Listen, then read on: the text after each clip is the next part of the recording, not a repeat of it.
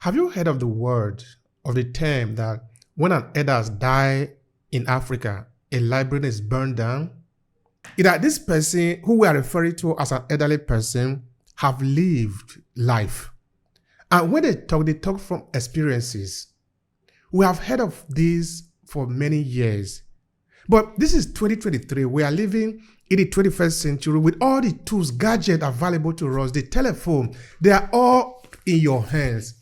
What can you do with this? This one, the telephone in your hands, what can you do with it in terms of making sure that saying, when an elder died in Africa, a library is burned down? Can you do something with what I'm holding on my hands, which you are equally holding on your hands?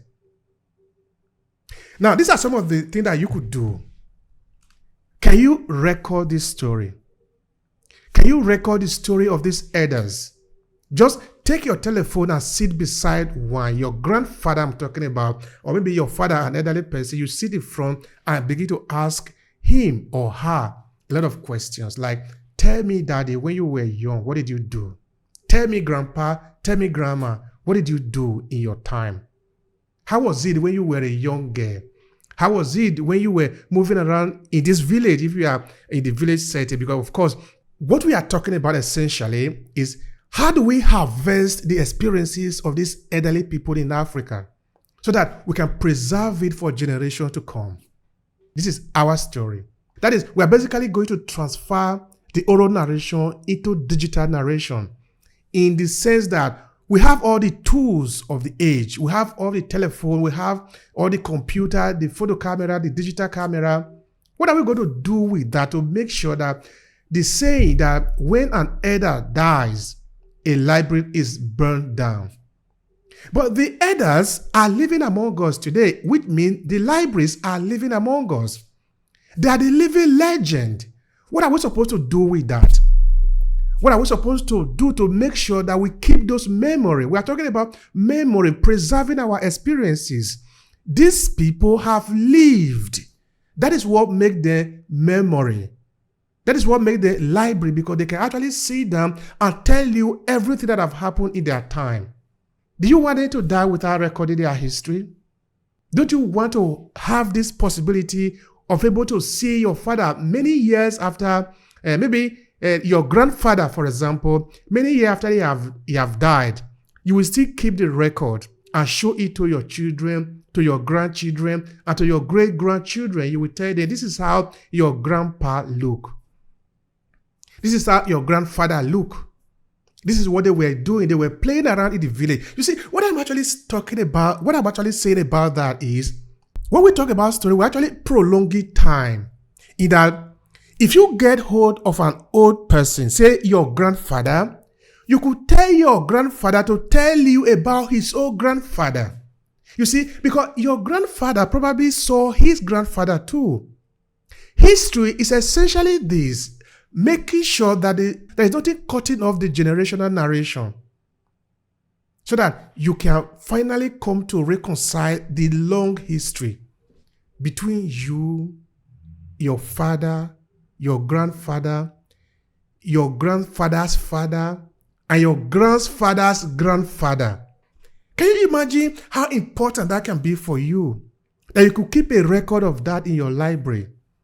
Perhaps you don't understand the value of this, of using storytelling as a way to document your existence. I mean, giving your grandfather the chance to be able to have his name recorded. There is a project we have in A classes. It's called Memorial. This is what we intend to do with this project. We basically take the record of somebody who have been here. We put it down in the form of video, books, so that it can be available for other people to read. So this is what any of us can do with the tools of the age. Your telephone is enough. You don't need any other thing. The telephone you use to watch YouTube, you use to scroll on any Facebook, you can also use that. A couple of weeks ago, I did a webinar where I spoke of how to transform your passion to business. In that video, I was saying that you need to change the way you use this thing. Because usually, you will turn it like this, and you are watching. You are watching, you are enjoying it, you are enjoying it. So what I'm suggesting is that you turn it like this. You will be the one speaking into the camera so that other people can also see you. Now, let me explain what I mean by that. You see, if you are the one consuming the information, you cannot leverage that information because you are not the author of that information. You did not create it. The only person who can leverage that information, talking of the information age, the age of creativity, of the creative economy, the person who created that information is the one that can leverage it.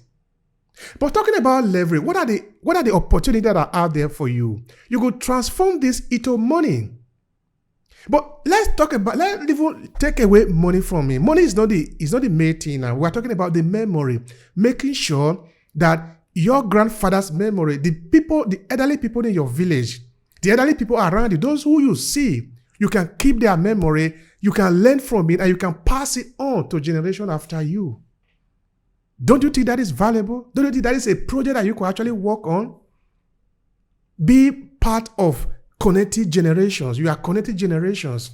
Where you are now, what have been before you, and what will come after you.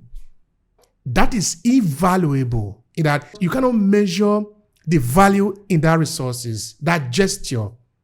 Helping the people who will be born 200 years from now to be able to see their grandfather, to be able to even see you, because you are projecting yourself into the information age. You are registering yourself in the universe.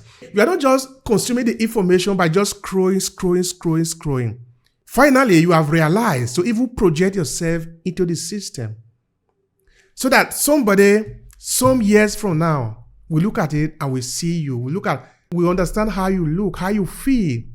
We come to understand the problem of this time because we're not going to always have this time.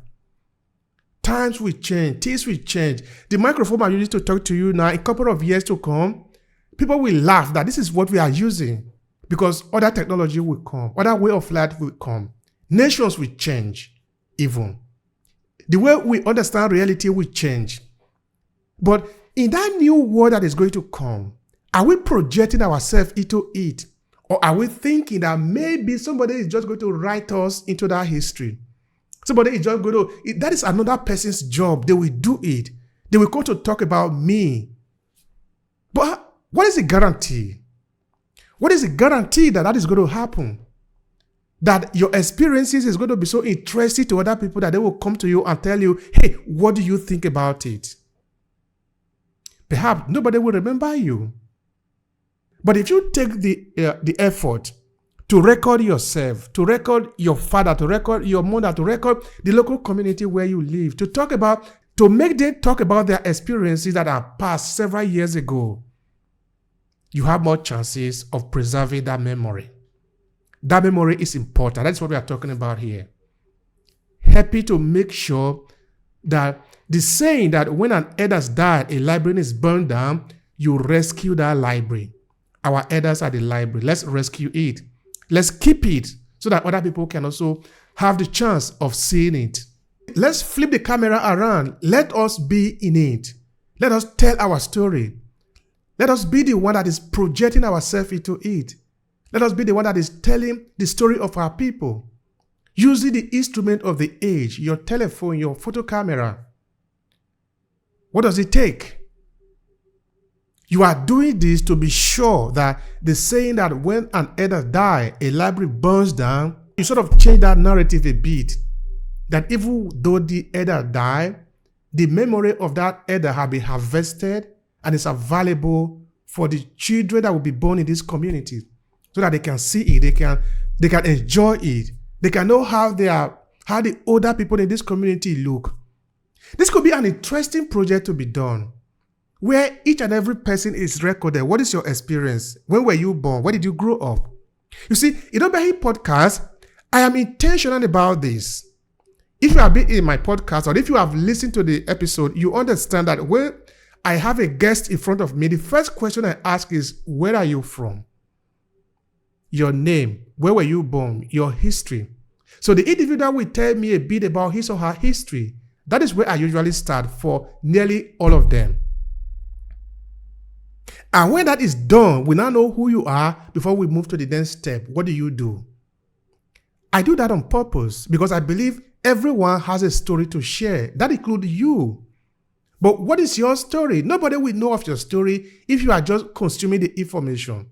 You need to flip the telephone around. You believe you don't have anything to say, but I want to tell you that your story is valid. What you know is important. The experience that you have so far is good enough. People want to be able to learn from you too. People want to hear your point of view. What do you see? You don't need to be a professor to do this. You don't absolutely need any other thing than just your telephone. This can help you. With this, you can go to places in documenting your experiences. And you are doing this to help other people and help yourself too. Because that means that your voice, the sound of your voice will be there. But do you know, talking about the sound of voice, you see, even your sound of voice is going to change with time.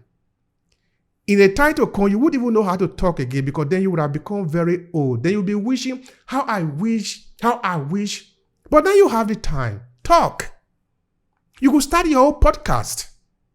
Now, talking of starting your own podcast, there is a program I just designed for businesses who want to learn how to own their own podcast 2024.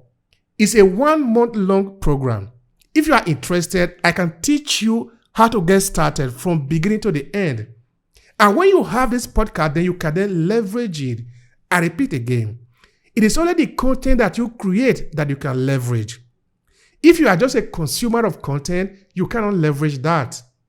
You are just a number that are helping the algorithm, the statistics to go on.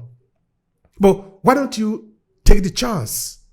Take the chance and be there, that you are really there. This is what we are talking about. And when you make yourself present, that people can also look at you the way you are looking at them, then you can leverage that information. Again, I repeat, don't believe that you are not qualified. You are qualified the way you are. You don't need to speak high English. If you can speak Pidgin English in Nigeria, for example, the way the Nigeria Common English, if you can speak Pidgin English, that is good enough. Maybe you don't know how to speak Pidgin English. Do you know how to speak Hausa, Yoruba, Igbo, Esan? Any of these languages is enough for you to shine. You don't need to know all the languages in the world. Just make sure that you stand on the other side of the camera, on the other side of the phone, this part where the camera is. Say whatever you like. Nobody is going to censor you as long as you are not insulting people and swearing.